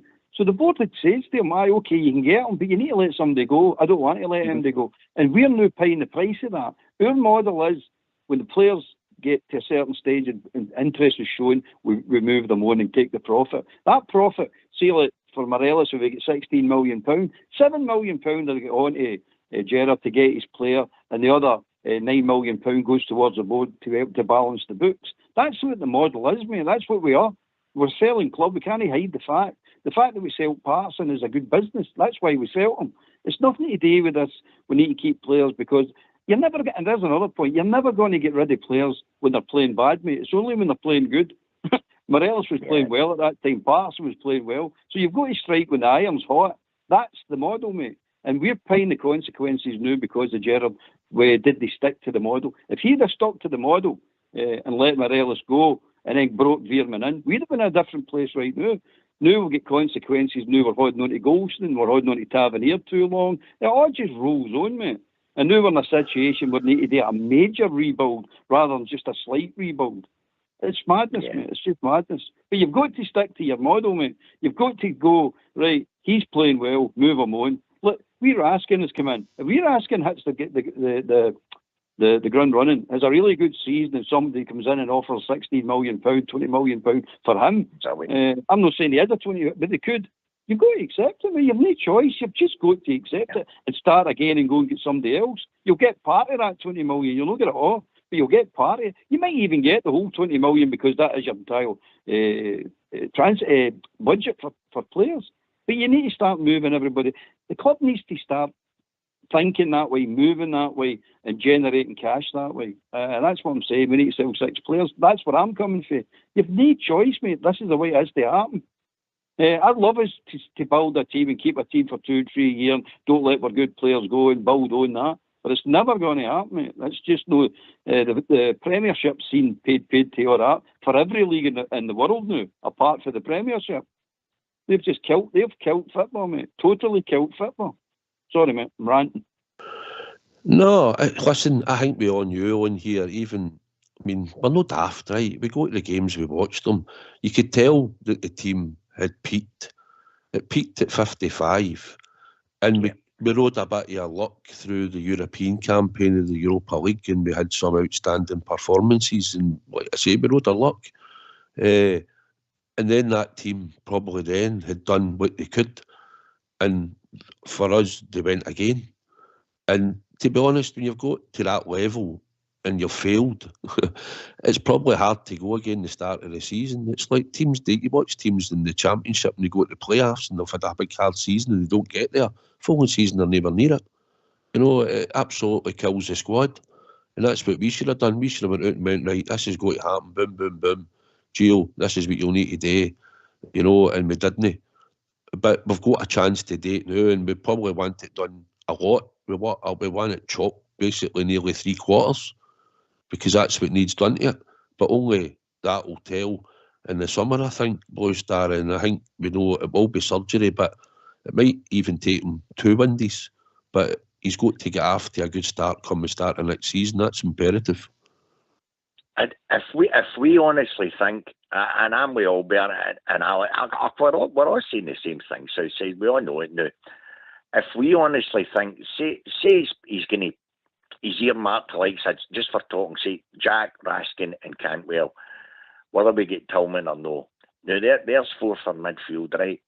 What I'm saying now is, irrespective of what positions he brings in, if we honestly think the team that we've got there now, maybe plus i.e. another striker, if we think that's good enough to get us winning next season, oh no, it's no. And that's where I'm coming from Southside. I'm honestly looking for 4 or 5 first teamers to come in the summer that's going to rejuvenate the playing side that we've got right now. And what I'm saying is, see if we don't do that, and he's inclined to maybe think he can bring them in as squad players, but the team that he thinks is good enough to know, that's not going to work. That's my fear, guys. Honestly, that is my fear. I think he will get it right. I'm looking at our side and our south side, and truthfully, whether it's Goldson, whether it's Tav, they guys have to be pushed. I'm not talking about pushed out the door. There must be guys brought in that's going to push they two for starters. They have to, because they're no long term. We need younger guys, fatter guys to come in and push what we've already got that we think are first teamers, i.e. Kent as well, even if he hangs on to Kent. We're like Lawrence on the likes of Lawrence. We don't know whether Lawrence is going to come back. Guys like Hadji, they're on big wages. Would that be keeping Hadji? Honestly, guys, that wouldn't be. I want guys to come in. I think if the money's right, Blue Star, then it might be something we've got to look at. I think going forward, the more, Alex, I'll put you on the spot. What would your team be, the more, Alex, for the game? Oh, Christ, thanks very much. Well, by the sounds of it, they're looking. Borna is getting paternity leave, isn't he? So he's surely got to be looking at the young boy Ridvan to come in there. Raskin's that him out. Listen, I wouldn't be against the young king to come into midfield, but he's not played in a few weeks now, so he seems to adapt out of favour. So you probably will bring in Lundstrom along with Jack. And by the way, they two, over the course of the last year, have actually played well together for me. I think Cantwell deserves his spot in the team. I think Sakala's showed a lot of endeavour to keep his spot. I think Cholak is certainly get the wee bit between his teeth up there. And you're looking at Kentman. Who else do you play? Bar Kent. So I think it were only really stuck with him. Do you throw right up there? I don't think Tillman. So, but you've got to put Ken. Tillman, nah, it's not his position. It's a waste of position. You would need to alter your formation basically to put Tillman into that team. It's either Tillman or Cantwell into it. Remember the last goal he scored at Fir Park? Aye, I know. Aye, but many of them has just scored the other piece. But listen, see, going back to everybody's points here, I just think that the support in the club are at a different mentality stage from what we were before Gerrard came in. You know, we were pretty low in the back of Caixinha. It was a total disaster. We were willing to give Gerrard time and patience. Beale's asked for patience. we're through patience now. It's no his fault. It's where the club have fell back and no kicked on for where Gerrard was. All Bear says that's Gerrard's fault with no selling players. Maybe he didn't like that was coming in, the players that he was selling, and Wilson was gaining. Maybe that's why he kept them. And he's not going to sell better players to come in there, so he's not going to kick on. So I think the support, we're at our wit's end now, basically. We've been patient for what, nearly 12 years now. You can't ask us to be patient any longer. No one there picking up trophies after year. And I think it's a tough position for Beale to come into the club that way. But it's our own fault. It's that director's fault, and Ross Wilson's fault, the players' fault. That's where we are now, unfortunately. I think he knew the job he was coming back to, Alex, and I think he knew probably what was going to be involved. So he must have backed himself and backed by talking to the board and whatever else he was assured of. And let's not be kidded. He's talked his players up, but I'm hoping he'll be ruthless. And if he's no, it'll cost him his job. And like you say, it could put us back again, but that'll be on his head. Albert, how do you see the team tomorrow? Similar to what Alex was along the lines? Or would you want to put Matondo in your team? No, McGregor, Tab, Golson, Davis, Ridvan, Lundstrom, Jack, Cantwell, Cholak, Kent and Sakala. Yeah. I think we've got Sakala. He's got goal scoring form against Motherwell. He's done it at Ibrox and he's also done it at Fir Park, as we've seen. I think sometimes players get that wee thing about them, Blue Star, where they go to clubs and they score regular, and he seems to be able to do it against Motherwell. So I'd be looking for him probably tomorrow. And I think with Big Kolak, as I said earlier, I think it's time for us to play into his strengths and not look to what Alfie used to do when he was in the team. Get him to the edge of the box, running the channels, coming across the defenders, and I think we'll have a good day tomorrow, Blue Star. Oh, without a doubt. And I think the boys are right. I think that's basically all our team. Let's be truthful here. You can't kid ourselves on. Even when we've played bad, this is the indictment on our game. We're still far too good for the rest. So again, if we start off in the front foot, and this is what it's all doing, where it's like you don't know who's going to turn up. You're expecting us to come out for the first whistle, and if we get in about them, we'll beat them, no problem. But I would honestly go with that. I think that'll be about 11 Southside. I don't think I think you'll see Tillman coming on, certainly, once we're a couple of goals up. But I think that'll be your 11, I would imagine so. He sort of hinted in his presser about somebody else playing sort of up front. But that could mean maybe two. But see, to be honest, in the formation I've looked at, it's Sakala mostly when he can stick to Kolak, and at times when you look at the shape of the team, we are playing like a 4-4-2 sometimes, or else Kent's floating. I'm hoping that Kent maybe gets a bit on the ball tomorrow and starts to do something as well. I know Michael Beale keeps talking him up, but for me, I just think in the long run, I'd be one of the players that I would let go as well. But I'm hoping tomorrow that he'll turn up and get himself more involved, Alex, because I think he runs across the middle. He does his wee step out and beats the man in the halfway line. He should be doing that. I just look at Tillman, a young boy that's come in, first season ever in football, playing probably out of positions in times, and he's contributed and scored goals. Sakala's come back in the team, who was out frozen for a long time, and contributes and scores. We've got a guy who's running about for 80 odd games, and what's he really contributing? Let's be honest. It comes down to what sort of pressure have you got in your position for the team. You become complacent when you're near real pressure. It's the same with Tavernier at right back. It was only when young Patterson was in there pushing for him that he started to produce the numbers, and that kicked him on. If you've no good competition for your place across the rest of the team, then you're just going to take your jersey for granted, and you should be never doing that with your jersey. And I think that's Beale's philosophy going forward. But he also needs to reward the players for playing well as well. There was the opportunities there in the last couple of years under Gio, for example, where Sakala would play well, and then he would be out for 2 or 3 games after that, and the boys wondering why. So it's time you go to reward the guys for playing well, but you've also got to have that challenge behind them to push the guys in front of them to win their jersey off them, sort of thing. But listen, see a wee thing as well. See, the only player that I would consider again a 1 year contract extension would be Ryan Jack, but it's obviously down to what his fitness issue is. And for goodness sake, step away from the international setup, because that's what Scott Arfield done to prolong his career. What's your thoughts on that, quick one? I'll go to Albert because I know what he's going to say. My thoughts on it is I wouldn't like him to go and play for the national team, but I believe that he wants to go and play for the national team. And what I will probably say is what Ryan Jack would probably turn around and say to you if you asked him, you'll probably pick up another injury. Ryan Jack will tell you that the injury that he had and had been out for a long time is new cured. So he would probably turn around and say, I don't really have any injury issues. I might pick up a calf strain. Aye, all players can do that. But he'll probably argue the fact to you that he's fit. Albert?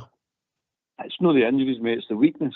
It's no injuries he's got. It's a weakness to get injuries because he's subject to getting the same injuries. So that's the reason. It's quite simple for me. Pick what you want to do, son. Scotland or Rangers. It's as simple as that, man. You can't do both. Your body just doesn't allow you to do both. If you could do both, I wouldn't bother you playing for Scotland. But it's getting to the stage now. I hope he plays tomorrow, and I hope late on he takes a wee knock that keeps him out the Scotland squad. What's your take on it, Blue Star? He's playing.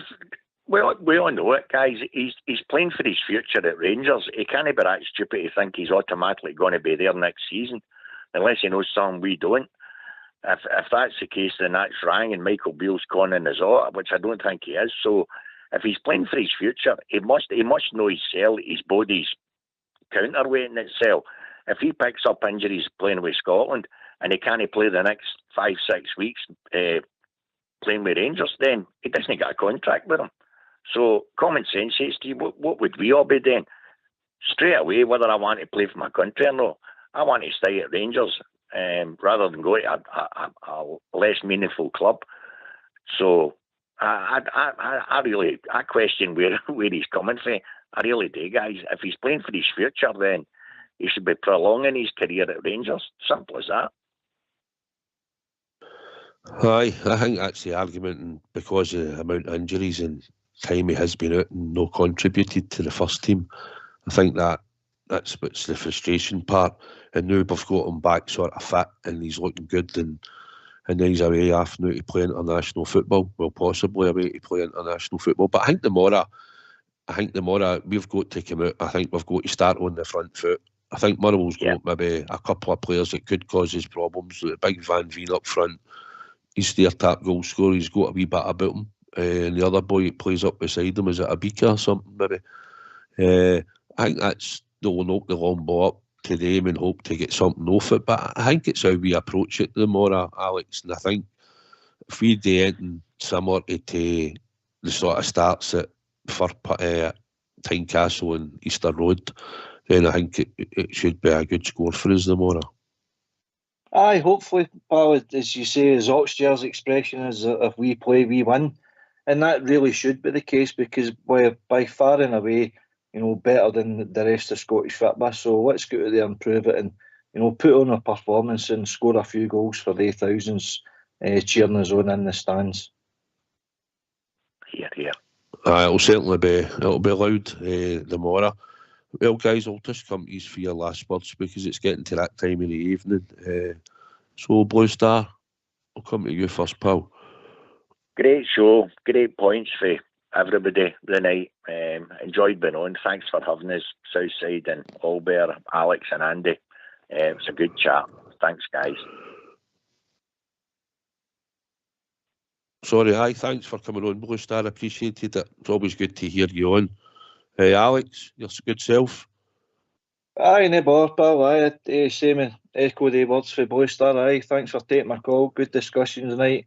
In behalf of Andy and I, thanks for having us. Aye, I think Andy hit the button and disappeared. Sound like my wedding speech there. 2 years of married. No, I'm looking forward to tomorrow. Obviously, it's a big game. I I don't think they should have any problems. I think it's like I always say, we always get an idea, Alex, as I say, usually about the first 5-10 minutes of a game if you're at it and own it. I'd like to think tomorrow we'll be right bang on it and get the 3 points for the Glasgow Rangers. Holbear? Aye, thanks. That was good, and I enjoyed that conversation. Some great points. And onwards and upwards, as Blue Star will steal his line film. Onwards and upwards. And just like you say, I like meeting old John for East Kilbride, old Gasper. A great guy. And Rangers win tomorrow, mate. Aye, always a Rangers win. I'd just like to thank Blue Star and Alex, also Big Stevie when he popped on, and also Andy for Leeds. Obviously, I'd like to thank yourself, Albert, for coming on and doing the showbiz, and thank the backroom team, Old School, and the Foxy boy there. I think we're on tomorrow, and there'll be a pre-match show, and I think it'll start at 11:30 tomorrow morning before the game. So I'd like to thank everyone for listening in this evening. I thoroughly enjoyed it, and thanks Albert for doing the showbiz this evening, and thanks to everybody for listening. Take it away, Old School Blue.